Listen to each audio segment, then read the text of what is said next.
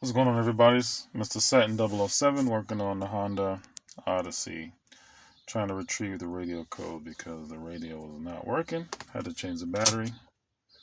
So what you're going to do is put it in accessory with all the lights on the dash. You're going to have to hit 6, 1. Oh, I'll do it this way. 6, 6, 1, and then hit the power button one time.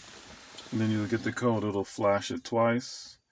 You'll get letters before the numbers, but you're gonna delete the letters rather than just use the numbers. So mine is 1115 and 7739, and then you're gonna go on the website to retrieve your code for your vehicle with the year.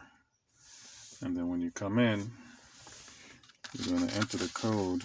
My code supposedly is 3636363. Boom, worked just like that. So like and subscribe. You're gonna have to reset your settings for your stations once you get the code. All right. So again, I'm gonna put the description of the website, the link in my description rather. Like and subscribe. This is proof that it works. I just did it. Take care.